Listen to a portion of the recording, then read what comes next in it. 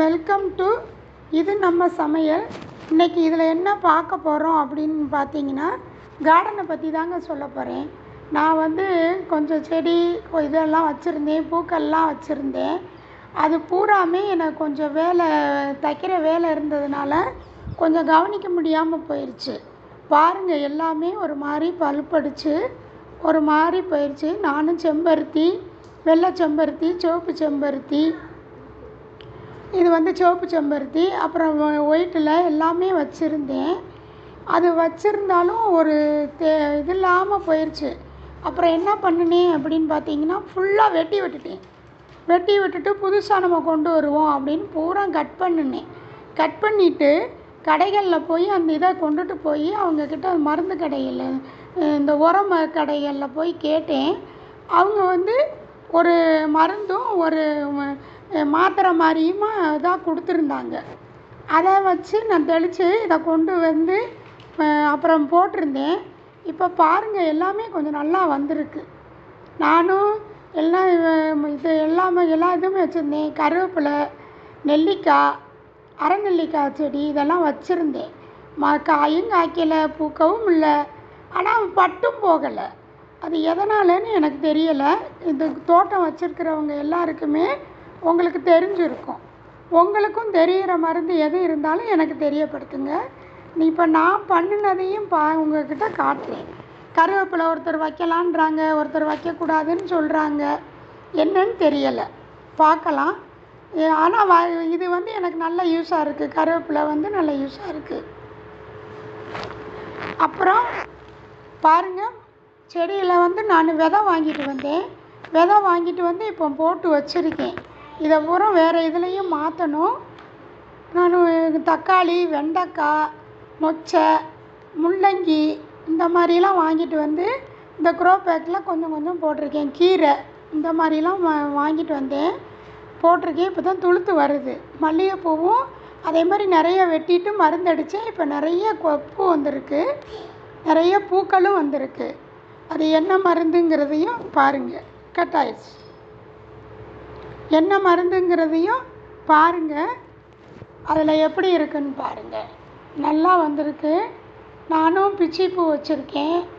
பிச்சிப்பூவும் நல்லா நிறைய காடு மாதிரி வளர்ந்துருக்கு. பிச்சிப்பூவும் மருதாணி வச்சுருக்கேன். மருதாணியுமே நல்லா வந்திருக்கு. அதே மாதிரி இது மாதுளம்பழம், மாதுளையும் நிறைய வந்திருக்குங்க இந்த மருந்து தெளித்த பிறகு. பாருங்கள், இது மாதுளை, இது முல்லைப்பூ. முல்லைப்பூவும் இந்த மருந்து அவங்க சொன்ன மருந்து இது தான். இதை 3 தடவையாக போட சொன்னாங்க. தடவை போட்டேன். இந்த இது நல்லா ரிசல்ட்டு தெரிஞ்சிச்சு. இன்றைக்கி நான் 2வது தடவை அடிக்க போகிறேன். அந்த ரிசல்ட்டு தெரிஞ்ச பிறகு தான் உங்கள்கிட்ட காட்டணும்னு சொல்லி இப்போ 2வது தடவை போடுறத பாருங்கள். இதில் பாதி எடுத்துக்கிட்டேன். இது லேகியம் மாதிரி தான் இருந்துச்சு. அப்புறம் இதை பாருங்கள், குட்டி குட்டியாக மாத்திரை மாதிரி இருந்துச்சு. இந்த பாக்கெட்டும் 3 தடவை போட சொன்னாங்க. 15 நாளைக்கு ஒருக்கா அடிக்க சொன்னாங்க. இது பேர் இந்த ஸ்க்ரீனில் தெரியுது பாருங்கள். நீங்கள் இந்த பேரையும் கேட்டு வாங்கிக்கிடலாம் உரக்கடையில். இதை 5 லிட்டர் தண்ணியில் கலந்து கொஞ்சம் நேரம் வச்சு ஊற்றி கொஞ்சம் நேரம் கலந்து அப்புறம் கலந்துட்டு அடித்தேன். நான் நல்லா இருந்துச்சு. அதை முத தடவை போட்ட பிறகு நிறைய பாருங்களேன், நிறைய பூக்கள் வந்திருக்கு, மொட்டு வந்திருக்கு பாருங்கள். நல்லா ஃபுல்லாக நான் வெட்டி விட்டுருந்தேன். இப்போ நிறைய தொழுத்து நல்லா பார்க்கவே சந்தோஷமாக இருந்துச்சு. அதான் இப்போ 2வது தடவை அடிக்க போகிறேன். நிறைய பூக்கள்ங்க மல்லிகைப்பூவில். நானே ஆச்சரியப்பட்டு போனேன்.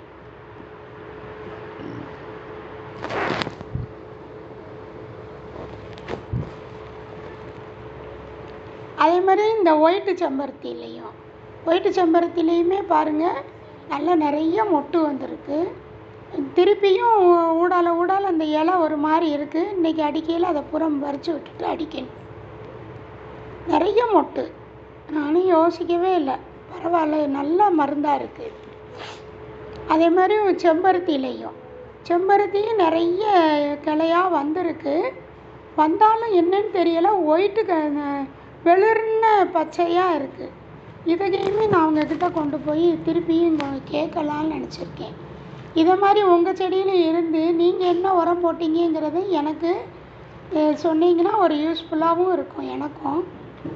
இங்கே பாருங்கள், முதல்ல பச்சை கலராக இருக்கும், டார்க் பச்சையாக இருக்கும். இப்போ வந்து இந்த சிவப்பு செம்பருத்தியில் மட்டுமே இப்படி வெளிர்ன கலரில் இருக்குது. ஒருவேளை வெட்டி விட்டு திருப்பி வரும்போது இப்படி இருக்குமான்னு தெரியலை எனக்கு. உங்களுக்கு தெரிஞ்சால் எனக்கு கமெண்ட் பண்ணுங்கள். அதே மாதிரி தான் வெண்டைக்காய் போட்டேன். வெண்டைக்காய் நல்லா வந்திருக்கு. வெண்டைக்காய் போட்ட விதை பூராமே வந்திருக்கு. இது பெரிய மைனஸ் என்னன்னு பார்த்தீங்கன்னா, நிறைய புல் முளைச்சிருதுங்க. இந்த புல் ஏன் இவ்வளோ முளைக்கு? நம்ம போடுற உரத்துக்கு பூரா புல்லே நிறைய சாப்பிட்றது போல். இந்த புல் வராமல் இருக்கிறதுக்கு என்ன செய்யலாங்கிறதையுமே அவங்கக்கிட்ட நான் கேட்கணுன்னு நினச்சிருக்கேன். நீங்களும் அதே மாதிரி உங்களுக்கு தெரியும்னா எனக்கு உங்கள் செடிகளில் உங்கள் தோட்டத்துகளில் இதே மாதிரி இருந்துச்சுன்னா அதை எப்படி நீங்கள் பண்ணுனீங்கன்னு சொல்லி எனக்கு கமெண்ட் பண்ணுங்கள். எனக்கு ஒரு பேருதவியாக இருக்கும்.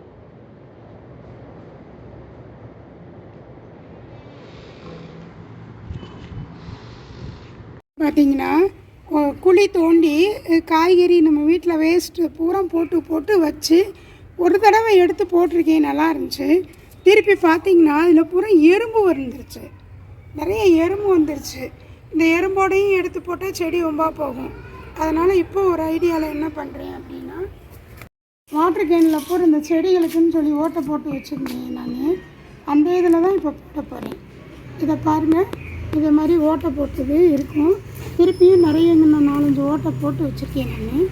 இந்த இது மேலேயும் போட்டிருக்கேன். இந்த இதை எடுத்துகிட்டு இதில் போட்டு வைக்கலாம். இதில் கொஞ்சோண்டு மண் கீழே போட்டுட்டு இந்த காய்கறி கழிவை பூரா நம்ம போட்டு வச்சுட்டு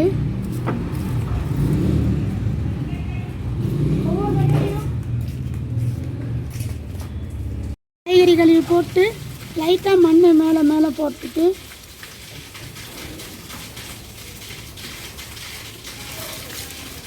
இப்படியே வந்துடணும். இப்படியே வந்து இது நிறைஞ்ச பிறகு ஒரு 3/4 இது வரவும் கிண்டி விட்டுக்கிட்டே பண்ணினா அடியில் வந்து நீர் மாதிரி வரும். அது வரும்போது உங்களுக்கு காட்டுறேன்.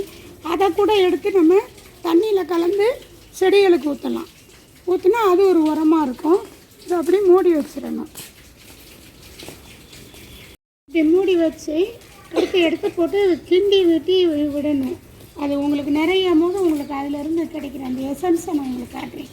அப்புறம் மக்கி போயிடும். மக்கி போன பிறகு தான் போடுறது. இதில் கம்போஸ்ட்டுன்னு நம்ம கொண்டு வந்து பாக்கெட்டில் வச்சு விற்கிறாங்க. அந்த மாதிரி தான் இந்த உரம். நம்மளும் வீட்டில் உரம் தயாரிக்கிற மாதிரி. எனக்கு தெரிஞ்ச இதை உங்களுக்கு நான் தெரியப்படுத்தியிருக்கேங்க. எனக்கு தெரியாத சில விஷயங்களும் இருக்கும். உங்களுக்கு தெரிஞ்சிச்சுன்னா எனக்கு கமெண்ட் பண்ணி சொல்லுங்கள். அதுவும் எனக்கு ஒரு யூஸ்ஃபுல்லாக தான் இருக்கும். இப்படி தோட்டத்தை வச்சுக்கிறதுனால நம்மளுக்கு ஒரு எக்ஸசைஸ் மாதிரியும் கிடைக்குங்க. நம்ம வந்து வெளியே போய் நடக்கணும் அப்படிங்கிறது கூட நம்மளுக்கு தேவை கிடையாது. நம்ம வயசானவங்க இப்படி ஒரு தோட்ட வேலையில் கூட ஒரு ஈடுபாடாக நம்ம இருந்தோம்னா நம்மளுக்கு அது உடலில் ஒரு ஆரோக்கியமாகவும் இருக்கும்.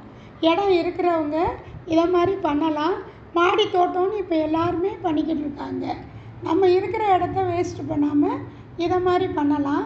எனக்கு தெரிஞ்ச இந்த தோட்டத்துக்கு உண்டான டிப்ஸுகளையும் நான் பட்ட அனுபவத்தையும் உங்களுக்கு சொல்கிறேங்க. இன்னொரு வீடியோவில் பார்க்கலாம். தேங்க்யூ.